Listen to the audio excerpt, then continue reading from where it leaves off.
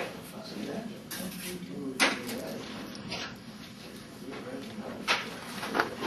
I've got it written down somewhere.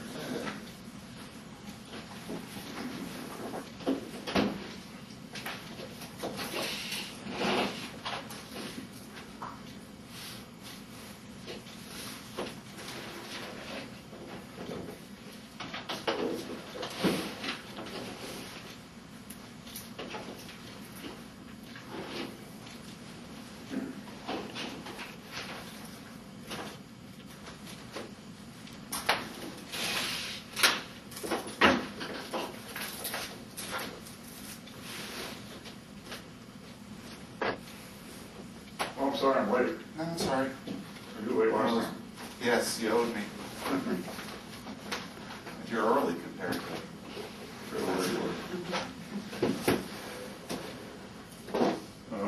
Just gonna pick up where we left off, I guess. yeah, let me go on the.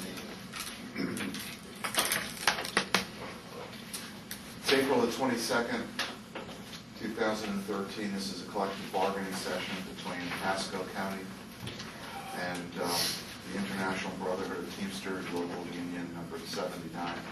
Jim Sheriff negotiating for the county. Barb D. Simone County. John Schultz representing the local union. Lee Schultz, local secretary. Doug Pasco, transportation. Doug Heck, utilities. Ed Seizik, utilities. Tom Giolo, facilities management. Okay. Barbara had written to you to clarify a couple of position issues that had come up last time. Any questions or comments about that? Regarding, I don't know how Do you many. need to? The thing about the utility compliance inspectors and that issue.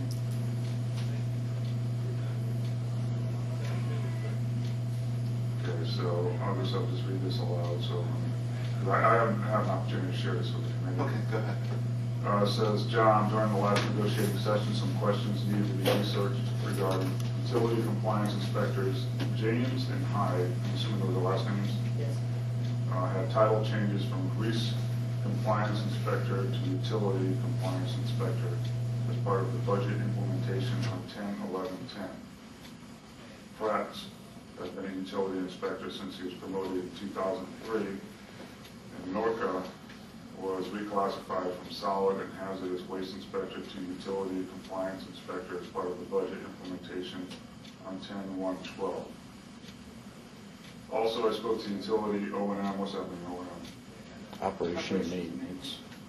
Utility O&M Director Greg about any changes in standby pay. According to him, there was an inconsistency between utilities operations and utilities maintenance regarding how to treat standby, and he made it consistent since it is in the same department. Currently, the maintenance side of the department is taking standby a half hour at a time and using it instead of overtime. The policy is you need to leave and come back for standby. Greg indicated that he spoke directly with Warren about this. Please let me know if you need anything else. Frank Pilgrim and Warren Johnson are not here today, and so I'm going to have to review this with him as far as the second issue. But just as an overview, if the status quo had been what they're claiming it to be, and then there's an abrupt change during the course of negotiations, and that's not something that we're going to accept. But I have to get with them. I've just been extremely busy, and I haven't had a chance to share this with them. Is this an extra copy, or? No, it wasn't, but I can make one for you during the break. Okay. And as far as, Ed, you want to comment on the, do you read this? Yeah, it sounds like Victor is also in the same category as Rodney Hyde and David James. And there were two other individuals that also had their titles changed. I don't... What's Victor's last name? Norca? Yeah. What's the price? Because we have Well, all last names here. Yeah.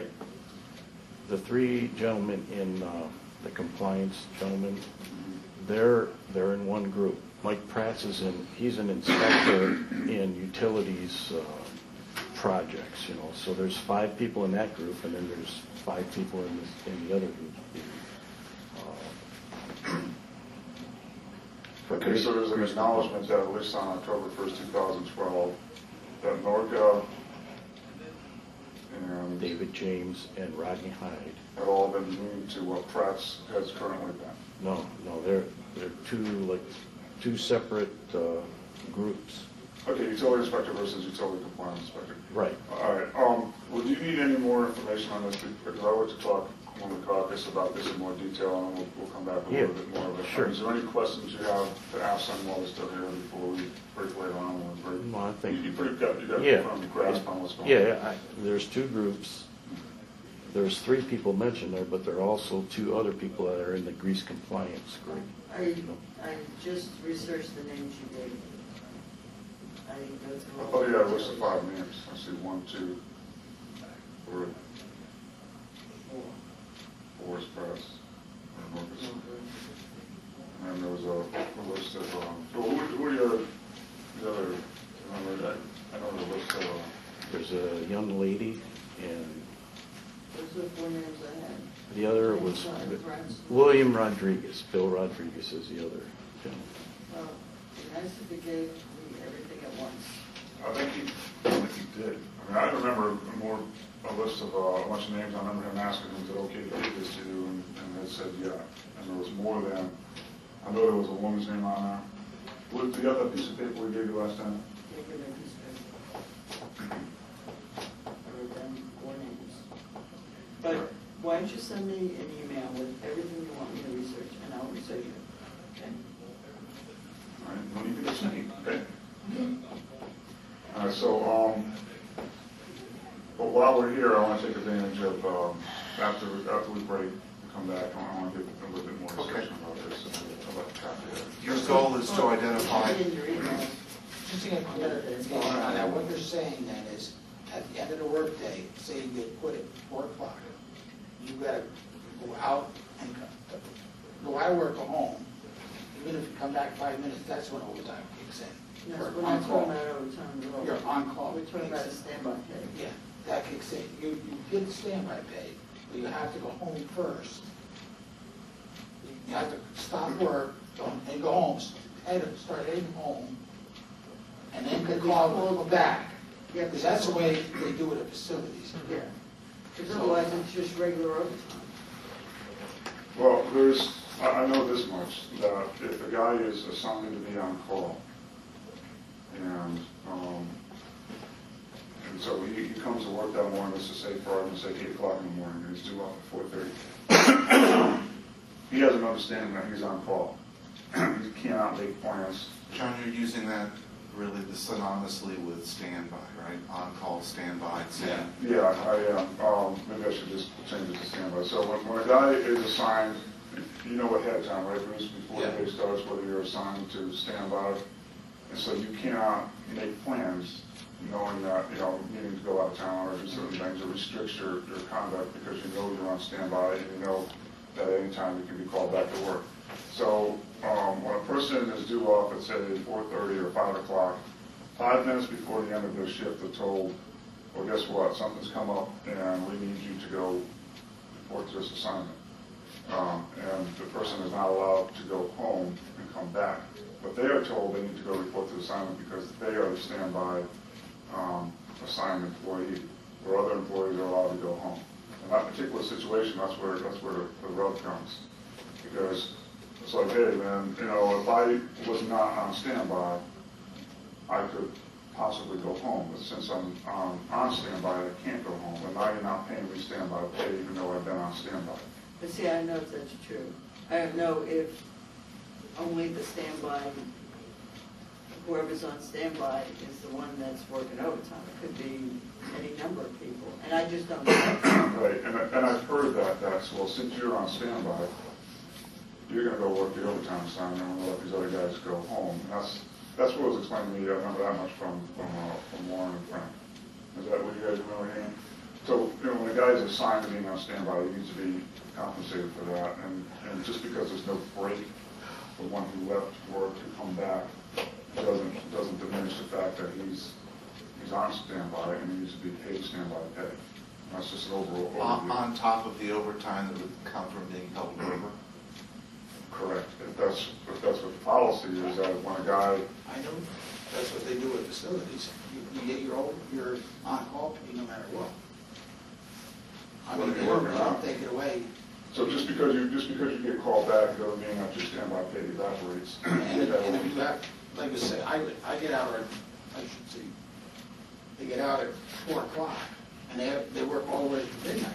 They still get all the on-call pay for, you know, this stuff. Well- It's just, we know 6 weeks in advance, you know. Well, apparently utilities had two different things going on, so they're trying to put everybody on the same program. Well, fine, we'll put everybody on the same program where it's a game, but when you start taking stuff away from people that they've enjoyed all this time, and there's a status quo requirement during bargaining, then, that's where the problem comes in.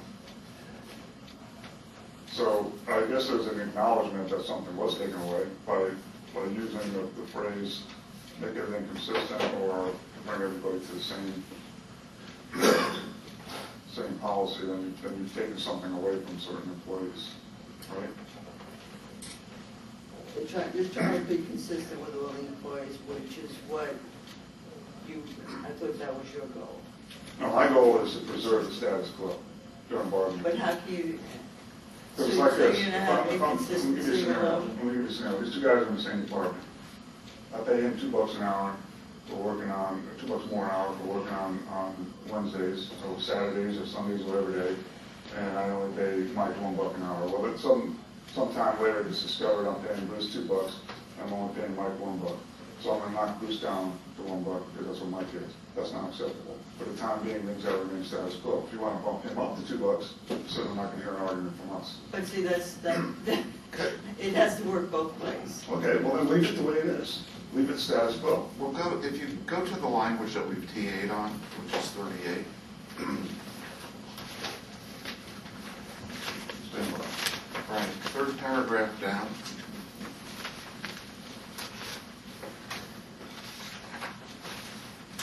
Right, this payment will be in addition to any payment received for call-out work. Right, third sentence. Yeah, but, right, so you get your standby pay, and then if you're called out, you get call-out pay in addition to that. Well, you get time and a half. But somebody that's being held over doesn't fall in that category, right? Is there something here we need to clarify with respect to that? I mean, we've TA'd on it, but maybe it needs a little bit of improvement to talk about that situation where you're held over as opposed to called out.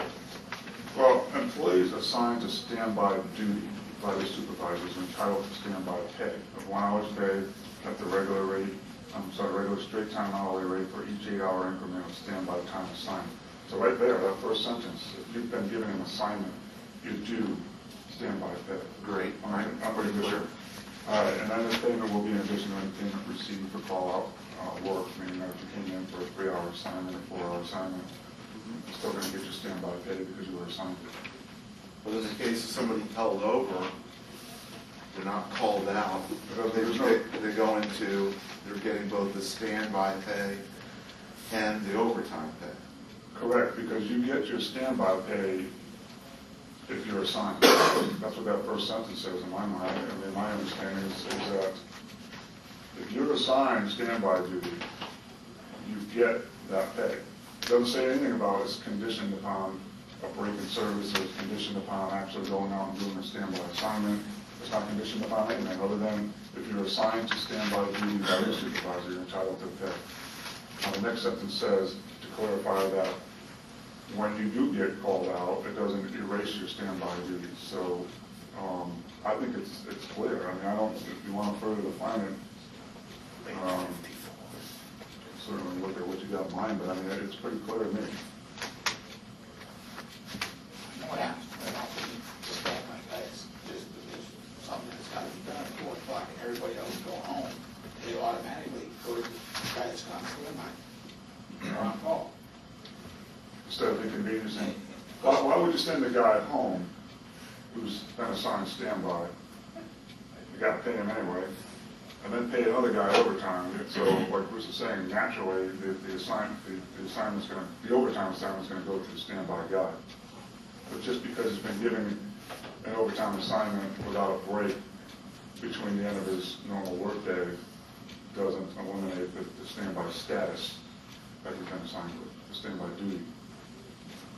And for being assigned that duty, he's entitled to standby pay. So I don't see how, I understand that this is not in the contract yet, but this is, I guess, a spin-off of the policy, right? And it's probably, Yeah, this language was taken originally from the rules. yeah, so if anything, we have a case where the guys who aren't being paid in this manner, we have, them being treated substandard to what the career service rules are. So you're going 180 in the opposite direction, rather than taking away from the guy who's been receiving it, as your career service rule says, you're you should be giving it to the guy who's not getting it. Right? Makes sense? Well, it makes sense unless you, unless it's treated as a past practice, right?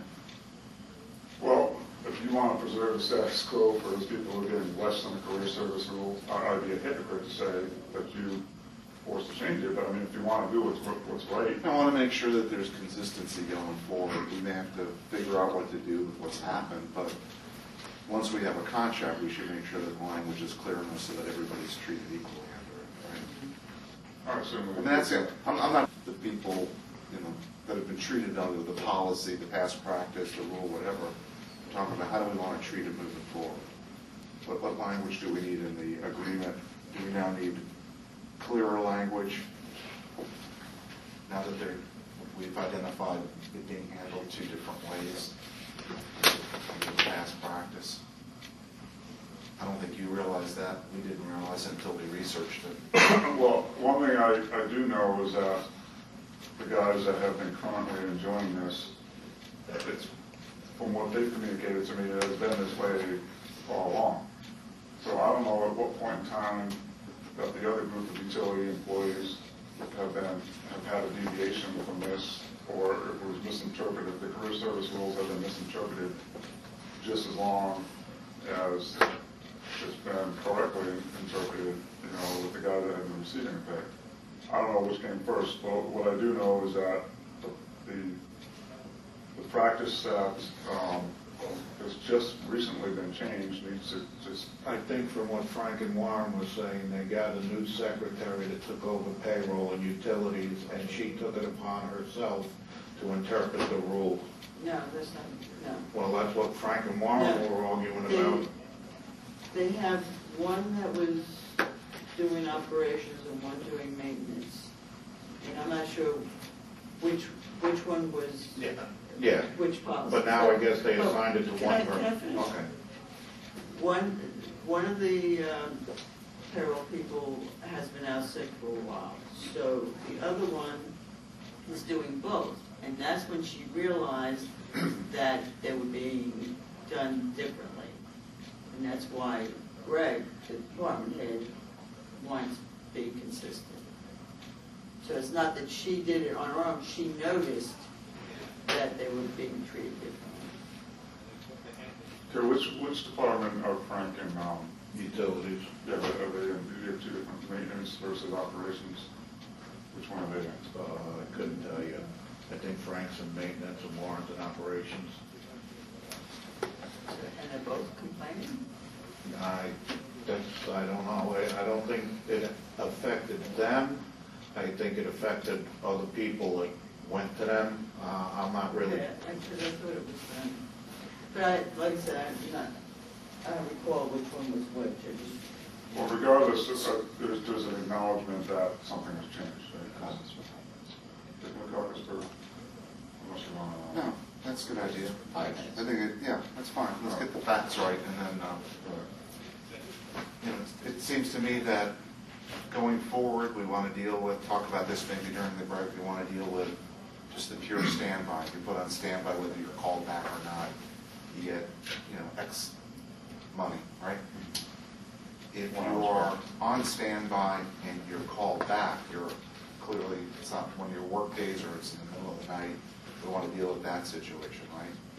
And then the third to me would be is if you're working and there's the acknowledgement that there's something else that needs to get done, what happens to that individual? It's that third individual that's held, let's call that the held over situation. So, How's it different from the first scenario? That's what we're standby They is go home. they go home and then, you know, but they get some compensation for being on the I got list, you. right? Because if you're on the list, you don't know what you restrict. This paragraph to me is clear as a bell, but I understand that on your side, you need some clarification. It doesn't address people held over. Yeah. Yeah, it does, because it says employees assigned to standby duty receive 1 hour's pay at the rate straight time, period. That is one sentence. Keep reading. You're assigned, okay, but if you're assigned, you get 1 hour's pay, period. Then it says this payment will be in addition to any call-out work.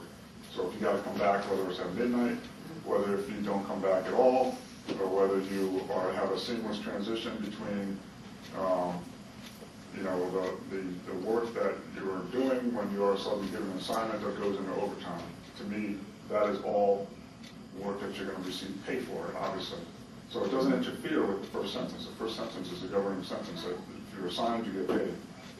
What happens after the fact, you know, I mean, I don't understand why there's any confusion. I really don't.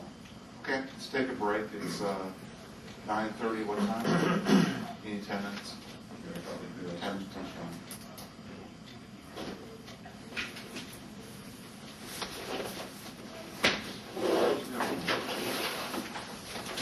Have you still got that list of names? This is what I got. I got.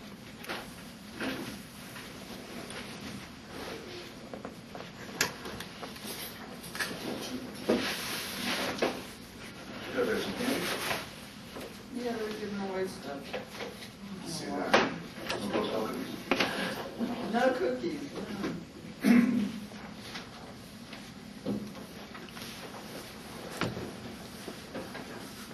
Okay, we're back on 9:47. I think I'd like to tackle this classification issue just because it's the last thing I just spoke about with from what it seems, there were 5 employees that have all now become utilities compliance inspectors. 2 of them were previously changed to utilities compliance inspector. I don't know exactly how long ago it was since the election, obviously. And then 3 others have now just become utilities compliance inspectors. So now we have 5 people in the utility compliance inspectors that aren't being recognized as being part of the bargaining unit. I think probably because utilities compliance inspector was a newly created position. That's just an assumption. So maybe that's what the solution is that we just need to do the unit clarification to get them recognized in the unit. Utilities inspector is not the same as utilities compliance inspector. They're 2 separate jobs. Mike Pratt's, which is part of that email list of names you gave me, he's a utilities inspector and has been for some time.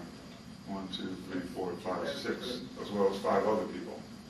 They're all utilities inspectors. There's no issue with them, right, Ed? They've come in the unit, they've been in the unit, they're continuing to be in the unit. Union supporters also. Yes. It's just that these 5 people now that are all being called utility compliance inspectors, we just want to make sure that they are included in the unit. And So you'll file a petition for unit clarification? I guess we have to. I mean, any change to the All right, I don't think we would oppose that. If they have a community of interest, they have a community of interest. So, Just go ahead and process that. We'll send you something to indicate that we concur with it and file that with okay. The next question, that's it, right? I mean, Yeah. that's the main issue. Okay. That's The next it. thing is, you had asked the question, is call-out pay and standby pay one and the same? They're actually not. Right. Okay. Standby, a person gets 1 hour per 8-hour shift increment as compensation for being on standby. And call-out pay occurs when someone is off duty and comes back on duty. So We understand. Define the break. I think what we were saying is the term on-call and standby were synonymous. Right. Okay. Not call back. I'm sorry. Call back's different. Well, I think when you look at what we TA'd for call-off pay and what we looked at what we TA'd for standby, I don't see a need to clarify anything further. I just think that when somebody is assigned standby, they are eligible to receive that 1 hour pay regardless of what happens after the fact. They work overtime, they don't work overtime. If they work 4 hours, they work 2 minutes, it doesn't have any relevance, it doesn't change the, the compensation for being assigned standby. When a person reports back call out, then, they get a 2 hour minimum. So if there's no break in service, and a person's on standby, they're getting their standby pay regardless, like we just clarified. And then at 4:55 at the end of a work day, they say, listen, you need to go, you're the standby guy, and we're sending you to go work across town on this project.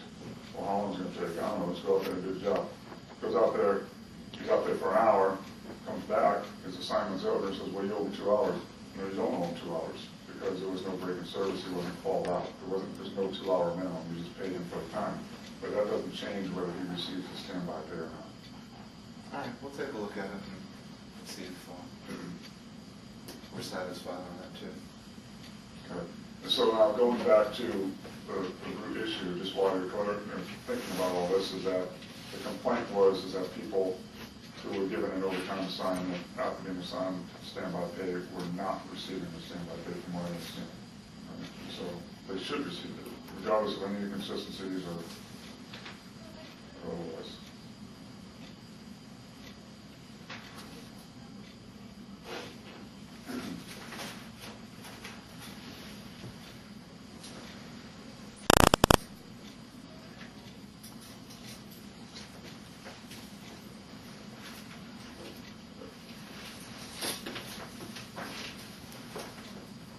I did have one question. I had marked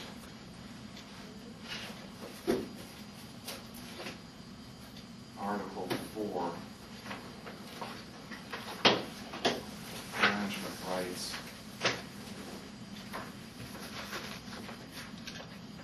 as TA, but you had a note that said pending union legal advice. I thought we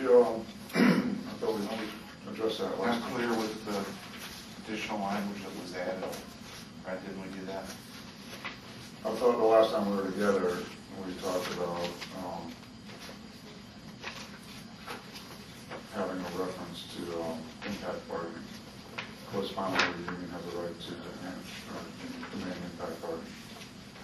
And then we went back and forth about that, and then I don't think we were concluded with anything.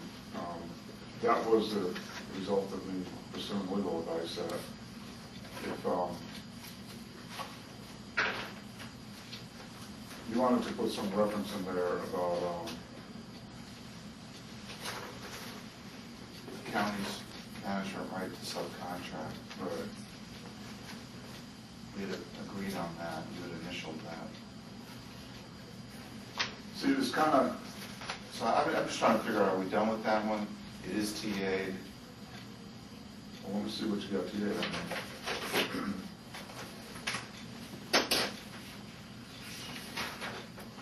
That's the way I have it. And then see your note. Yeah, that's not TA. Okay. And this kind of ties in with the bargaining unit work, Article 10. All right, hang on, let me just make a note on it.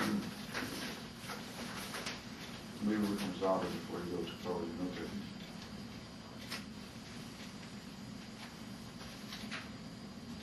Okay, now go ahead. Article 10, bargaining unit work. In the second paragraph of the county's proposal.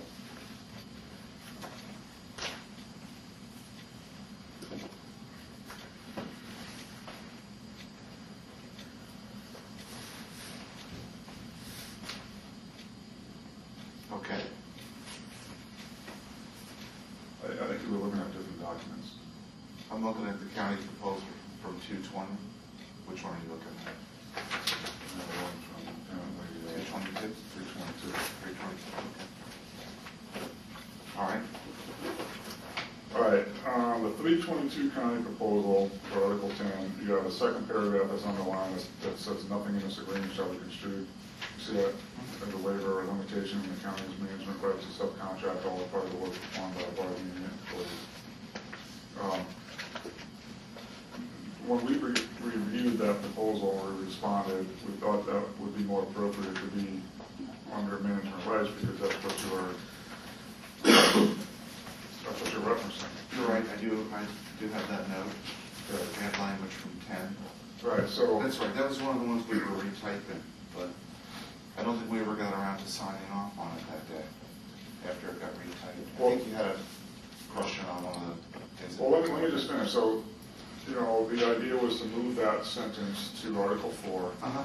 And then I said, well, I'm not comfortable agreeing to that without consulting with our attorney. I did that, and then the response last time was, you can, you know, we'll agree to allow that sentence put into Article 4 as long as we have an additional sentence at the end that says correspondingly the union has a right to demand impact bargaining. Yeah, I've got that language too. With that being said, we're willing to TA. All right, and that's what I thought that had been signed. Came back down here, you had an issue with one or two words, I think. And I'm not sure whether it got, it didn't get TA. Correct. I never got So- voted on. I don't have a copy of it. Yeah, I need it. But I can see if Joanne has it. I think she being that secretary, I guess, came back into the room after you guys had left, and giving us something that would be. Oh, that's right. Well, remember, she did come back down. She came back and gave us. So maybe you have it, and it just needs my signature on it. Well, I don't think it was correct. I don't know. I just remember. Yeah, something.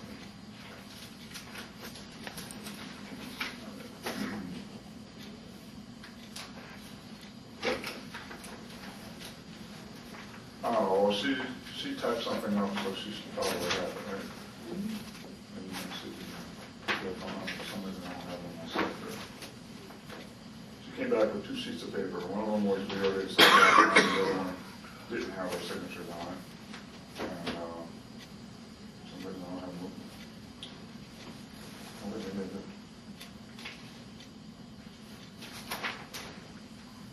Yeah, I'm sorry, I apologize. All right. The monetary benefits for TA, she came back with that, and this one she came back with, but I had added that last sentence in there.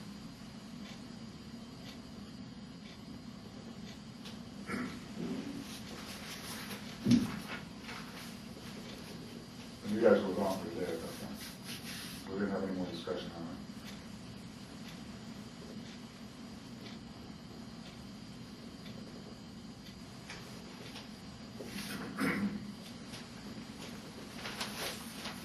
Can I write on this? Let me see it. Okay. Yeah, remember we had some discussion about I can write on this one. case law and. Okay. So, I don't know if you want, I'll see what copy I got, so if you run out, we're gonna have to make sure you know another one. Yeah, why don't you use my pencil? That way, whatever I don't like, I can use erase.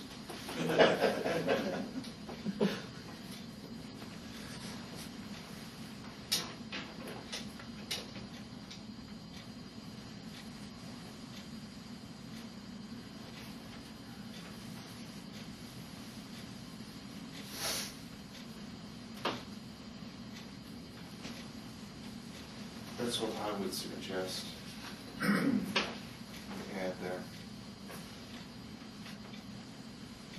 Okay, correspondingly, the union has a right to impact bargaining. Request. The union has a right to request. That's the word I deleted out of, that's where it's spaced in. Right to request impact bargaining over a decision to subcontract bargaining unit work, provided the request is in accordance with Chapter 447 and a relevant case law decision. Well, we don't need to have the relevant case law decision for that. If it's going to be in accordance with Chapter 447, then we have that right. case Yeah, law decisions. I just don't want to contract for impact bargaining, which means it's not impact bargaining, it's pre-implementation bargaining. I want to acknowledge that you have the right to request it. If you clear the hurdles to properly request it, we have a duty to bargain at that point. Right.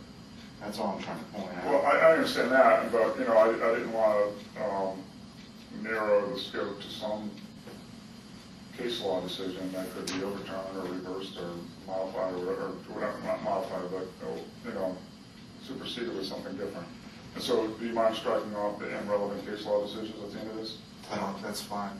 Okay. I didn't think that added anything. I think we're on the same page. We have a right to request impact bargaining. I didn't like the word request because of all requests tonight. But obviously, if we make the request in accordance with Chapter 447, we don't have a right to deny it if it's proper. Okay. All right, so you're going to read Yeah, so strike out the last part there.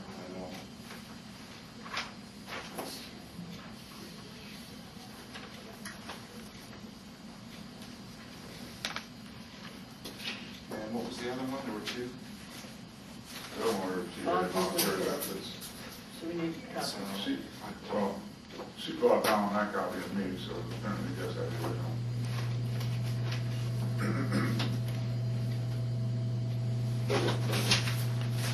That's it? Okay, that's fine.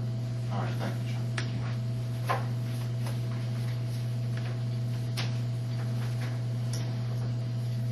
All right, so that takes care of Article 4.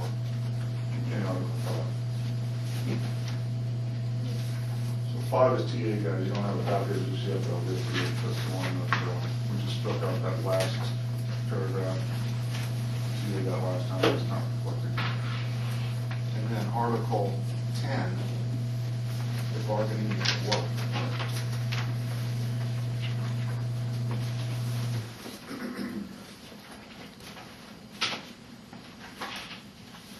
I hope there's not a dispute that the sentence we just moved from animal rights is taken out here.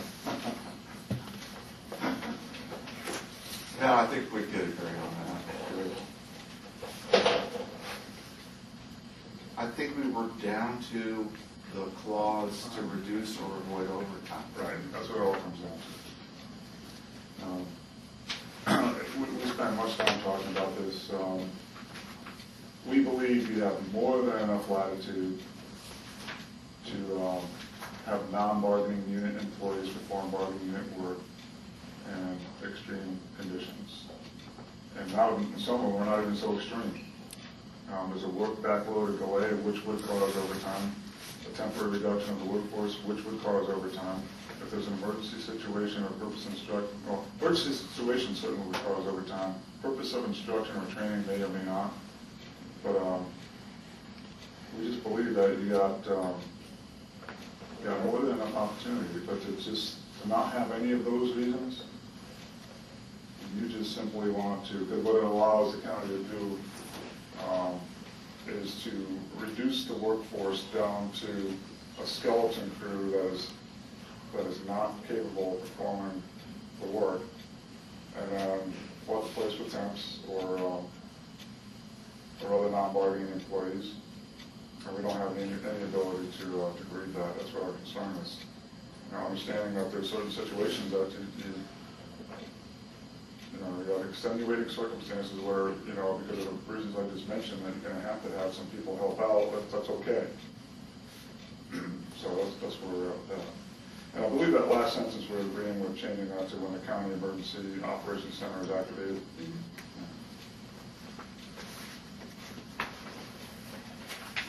Well, the obstacle is whether or not there's an entitlement to overtime. That's what Get away from that. It's not about entitlement to anything. I mean, you guys keep bringing that into it, and it's really doesn't That's have what any. it is. Huh? That's what it's all about. No, it's not. It's an entitlement that bargaining unit employees perform bargaining unit work. I'll give you that much. And that entitlement is provided under Chapter 447. We do have a right to the work that we organized employees for. That's an entitlement. I guess that's the way you want to view it. But there is nothing in this counter proposal that remotely implies that we have an entitlement to overtime, because if it did, it would end after the first sentence. Non-bargaining unit employees will never perform bargaining unit work, because all overtime shall be provided to bargaining unit employees. It doesn't say that. I mean, we've given you a very fair and reasonable opportunity to get the work done, which we all know is the most important thing, fulfill the mission of the county. So this entitlement argument's not flying, guys. It's just, I'm tired of hearing it. Doesn't make any sense. Well, correspondingly, we're not tired of talking about it. Sure enough. Okay. In fact, it's falling We can keep talking about it for quite a while longer, because it's a very important issue. It's a key issue. It's all about the money. But do you efficiency. agree that with this language, that theoretically, you can assign 15 people to a department or a division that you need 45 people to perform the work, and that you could hire the remaining 30 employees or fill those positions with temps, that you could do that with this language? With the clause to reduce or avoid overtime? Yeah. Or with everything else around it too. So we cannot, you could take the position, the county could take the position, we cannot perform the work that we have in front of us with the 15 guys without incurring overtime. We can't do it. So because we have a no overtime policy, we need to go out and get more employees to perform the work. There's no staffing. I see. You're right. We don't have to hire more employees to do it. We could contract it out. We could do that now. There could be, an expectation that 15 employees could cover the work throughout the fiscal year. There could be the decision to add an additional project that requires more people to do the work. And under the status quo, we could subcontract out that additional work, and we could under this language. Well, That's all we're also trying have to a do, right is preserve that. to invoke impact bargaining over that too. And management rights. If you want to use your subcontracting clause, just because you have an influx of new work, understanding it's not something unique, and different and separate, that we have a right to impact bargain over that. But if with this clause in here, hey man, we need to reduce the overtime, and there's not enough bodies to go around because we just don't have, we can't afford to hire anybody. So I mean, I don't understand how you could think our proposal is not fair. I never said that it was not fair. I think you're not addressing the concern that we have, which is the need for the county to expend more money when it doesn't have it. And our language is intended to equalize that, that's all. We're not looking to take work away from anybody that they were hired to do.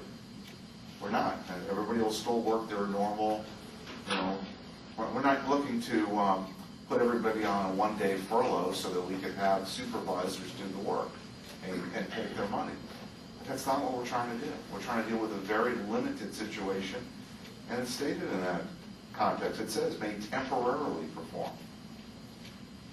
Right, well, what about the idea? Maybe we should focus on what temporarily perform. You want to define temporary, or you want to define staffing levels? Because if we have staffing levels, Oh, we're never going to agree to them. well, I didn't think you would. I didn't think you would. But without ever agreeing to staffing levels and having a carte blanche opportunity to just avoid overtime and not having any sort of fixed level of employees, you can effectively dwindle the workforce down to nothing, subcontract everything out, and or just fill it with temporary employees or having non-bargaining supervisor performing work. I would like to have a definition of what temporarily means. But I can take temporarily on its face if we take out your right to reduce or avoid overtime by farming out work that belongs to the bargaining unit. I'm not saying that these employees have to earn overtime, unlike your entitlement argument is trying to base itself on. What I'm trying to say is you need to have the proper amount of people working there, and then they won't have overtime anyway. but at least we'll have Teamster bargaining unit people performing Teamster bargaining unit work. So really, it's not even about overtime. It's just that having the ability to give the work away to non-bargaining to reduce some of that concept of reducing or avoiding overtime allows you to not fill those positions with bargaining employees. Let's take a break for a couple minutes. We got wrestling going on up there? Okay, we're stopping at 10:10.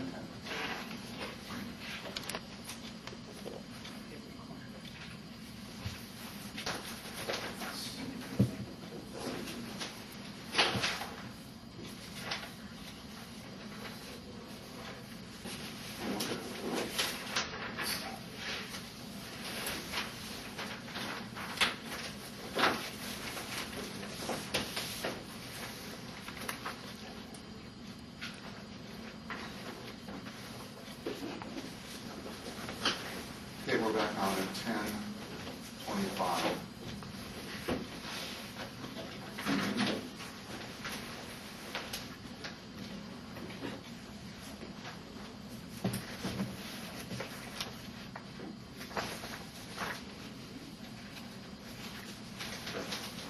All right.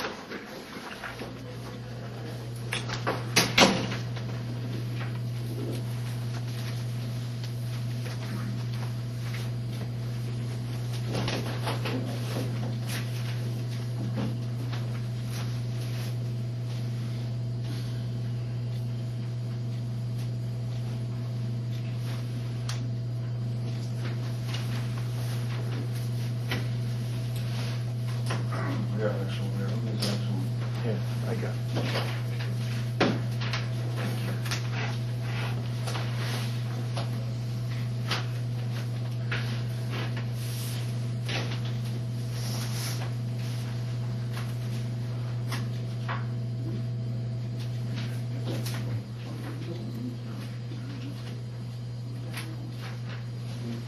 One more. Yeah, this I don't even have much, so let's try to do it. Yeah, I'll make it. Oh, okay. So,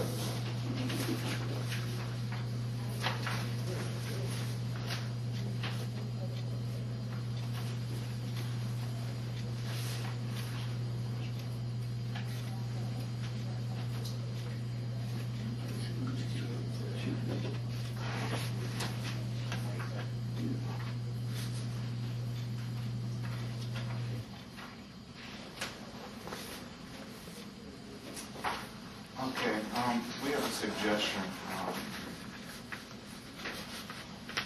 Article 10,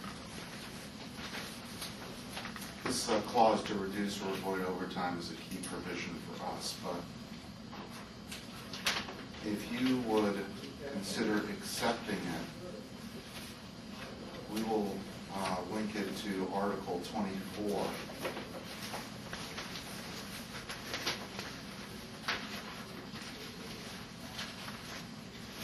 And we will withdraw our proposal to delete attendance award program medical leave conversion, which is on page 36. So we'll trade one for the other.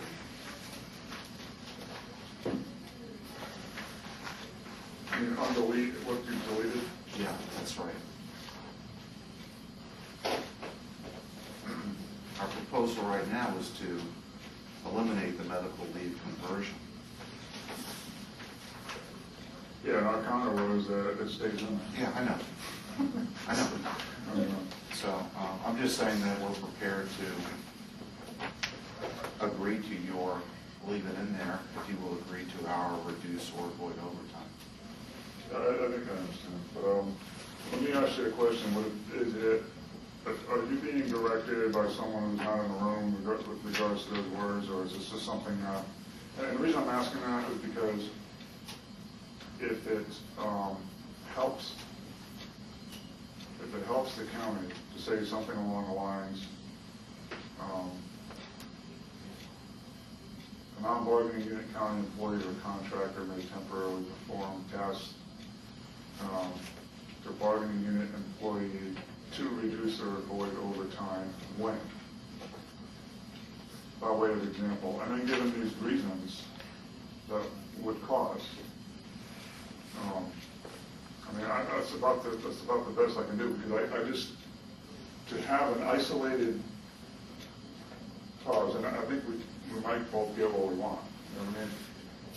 Because I'm acknowledging that these other reasons would cause overtime, and that you need to have the ability to reduce them, but I just don't want it as a standalone reason. I think what you're saying is the same thing as taking out that clause.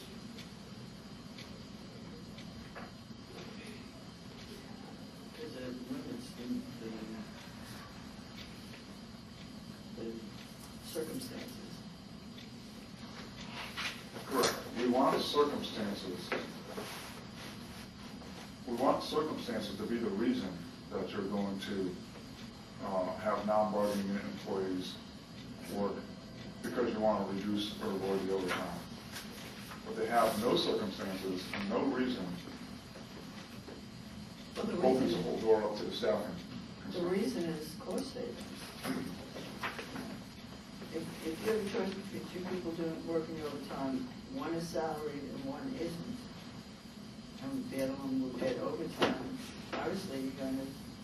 See, John, every time we brought up the issue where we try to put some kind of tool in place to reduce overtime, be it the language we've got here, the flex time issue that we had on the work week, every attempt to put some restraint on the cost associated with overtime, the unions rejected. Now, at the same time, everything that's inherent in our proposal, we haven't interfered with anybody's right to earn their full work week. We haven't talked about, reducing hours in a period where overtime is running high and therefore you might need to furlough employees and anything like that. We haven't done any of that because we wanted to maintain the stability of the workforce to the extent that we can, without guaranteeing that, of course. So, but you've rejected every attempt we've made to try to put in that kind of fiscal restraint. Well, I don't know if we've rejected every single attempt, but all the attempts or all the proposals that have been put forward, seem to be aimed at chipping away, what little these guys have. And, in response to our economic, wage proposals and if you were to give everybody $1 an hour raise, maybe overtime wouldn't be so much of an issue. But when someone's enjoying certain rights that they have,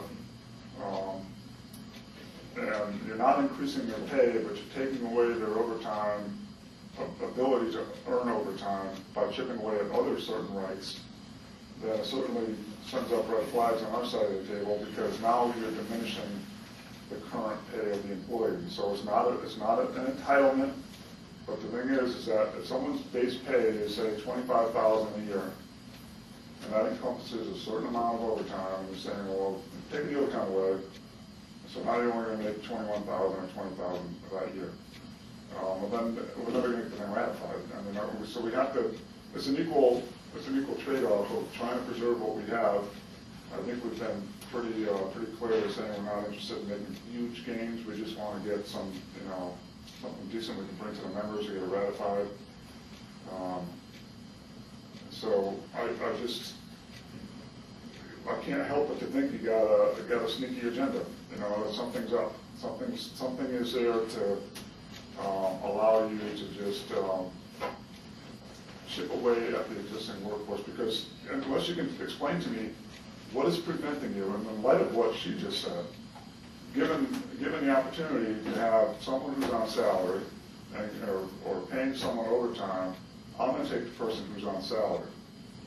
I'm sure you would probably like to do away with the whole concept of having, a defined bargaining unit period. I'm sure you would. And if you're going to look at this purely from a business standpoint, I've had one employer tell me that if they could have the entire workforce be temps, that's what they would do. But, that's not what we're interested in. We're interested in these workers having, some protections with their work and their jobs, and so, that's where we're coming from. You already know where we're coming from, and I know where you guys are coming from. Well, you use the phrase, it's not an entitlement, but everything that you say other than it's not an entitlement describes it as an entitlement, including your example. So you can't have it both ways. You can't disavow it by saying it's not an entitlement, but then treat it as though it is one. Which is Okay, well, let me ask you exactly this. Is it your intention to reduce the amount of pay that the current $10 an hour employees make? They make $10 The hourly an hour, rate? some of them. Yeah, no, just their overall income during the course of the year. Is that your intent, to reduce that income? Sure it is. The bud, no, let us answer the question, okay? I'm waiting for First it. of all is that in every departmental budget, there's some expectation that there's going to be overtime. Okay? So that's already built into the system. If you were to go back and look at how everybody does their budgets, it's anticipated that there would be some overtime and that the bargaining unit members would probably be the first ones to earn it. We're not looking to know that that money is in the budget and then contract not to have to ever pay it. That's not our intent. That's why we say, temporarily. We don't say anytime we want to do it.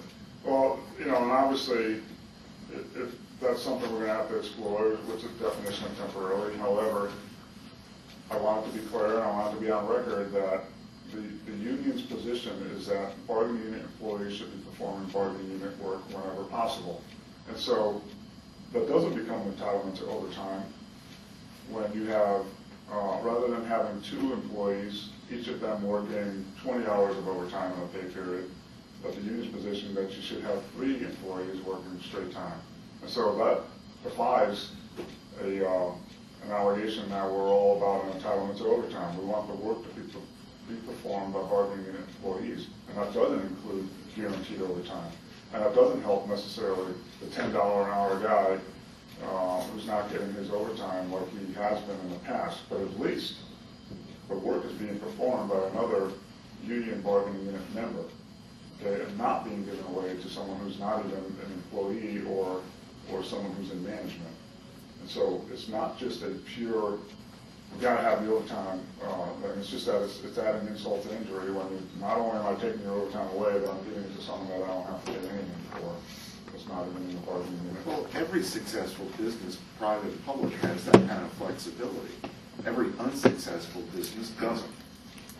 What would you call UPS, a successful business or an unsuccessful business? I know nothing about their business, Warren, so I Well, I'll couldn't tell you answer what, that. they're a very successful business, and they pay overtime, and So there's does the very county. strict governance over who performs bargaining work and who doesn't. So, I don't want to get into a generalization or a stereotyping that you cannot be a successful business or a business entity and to pay overtime or to have in a collective bargaining environment to have the unionized workers perform union work, because there's a tremendous amount of successful businesses that seem to pull it off just fine. All right, I guess we're not going to reach an agreement on that issue. Wouldn't you say? I mean, we've talked about it. Well, let's explore temporarily. What do you got in mind for temporarily? Keep talking about how it's only a temporary thing. I don't want to quantify it. Well, if you don't quantify, Because you're not going to agree to it, so. That's not necessarily true. But if you don't quantify something, how are we supposed to make an allegation that is being abused if there's no quantity attached to it?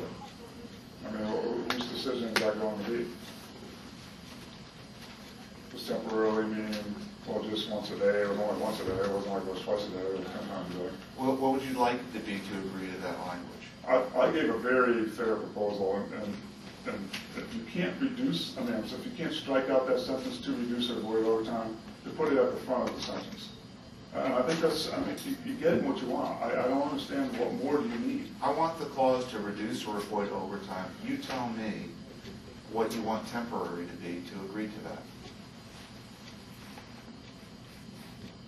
in What extenuating letters do you want to put on circumstances. it? In extenuating circumstances. How's that any clearer than temporarily perform? I think it's a lot clearer, because if something's extenuating, there's gonna have to be a reason to cause that situation. Temporarily means is whenever you feel like it. Sometimes you do, sometimes you don't. Extenuating circumstances, I mean, I got the right to ask the question, okay, what were the circumstances that you considered extenuating? You say, well, geez, John, we had a work backload, we had a delay, we had a temporary reduction in the workforce, or an emergency. You know, we got 3 guys training on how to run this new piece of equipment, and we can't get the regular work done. All right, I get it. You know, at least you have some circumstances that would.